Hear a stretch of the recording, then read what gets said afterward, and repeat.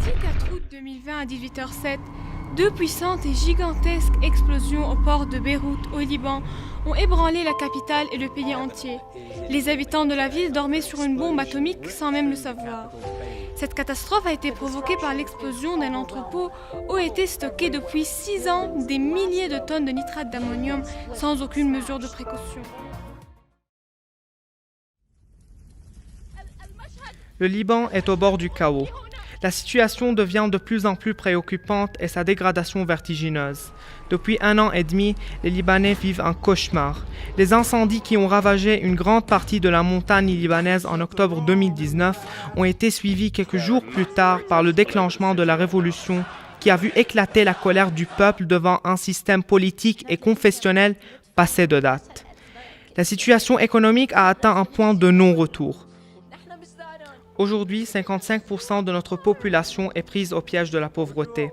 Le taux de chômage, quant à lui, a triplé depuis 2019 pour atteindre 30%.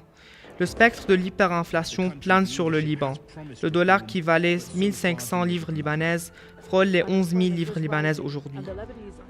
Un salaire moyen vaut désormais 100 $ en moyenne. Comment dans ces conditions continuer à vivre d'une manière décente ? Les denrées alimentaires commencent à manquer sur les étalages et les produits de luxe ne sont plus qu'un souvenir lointain. À tout cela s'ajoute le calvaire continu depuis des années, les coupures d'électricité qui se sont amplifiées et le pire est à venir. Tous les jours, à 8 h, 10 h, 12 h ou 18 h, de manière quasi militaire et en fonction de la région, l'électricité s'éteint. Sans regarder notre montre, nous pouvons savoir quelle heure est-il. Dans ces conditions, l'année scolaire est à l'image du pays, instable et difficile. Cette année, seulement 1 mois a pu être fait en présentiel à l'école. Mais on essaye quand même de sauver l'année scolaire en mettant en place l'enseignement en ligne avec tous les obstacles que cela comporte. Électricité, connexion Internet et surtout le manque d'outils et de moyens pour fournir à chaque élève un ordinateur pour assurer le suivi des cours dans de bonnes conditions. À tout cela s'ajoute la pandémie de la COVID-19.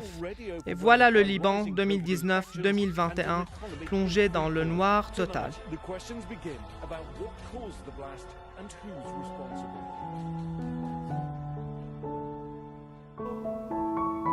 Le Chouf National College a été créé sur un terrain acquis de la Barclay Medical Mission. Premièrement, un hôpital en activité de 1850 à 1920. Le bâtiment héberge depuis 1957 un établissement scolaire qui ouvre ses portes avec 130 élèves du niveau collège. En 1963, il accueillait un pensionnat et se distinguait par ses colonies de vacances.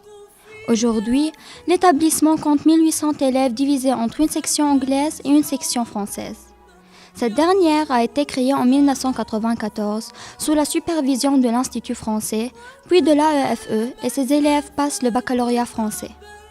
Puis, les homologations sont successivement obtenues. En 2005, celle du cycle primaire, en 2010 pour le collège et enfin en 2015 pour le lycée. Ainsi, le SNC fait partie des établissements scolaires hors de France qui suivent le programme et les méthodes pédagogiques du système éducatif français. Violente explosion le 4 août, crise économique, virus, pauvreté, chômage et beaucoup plus.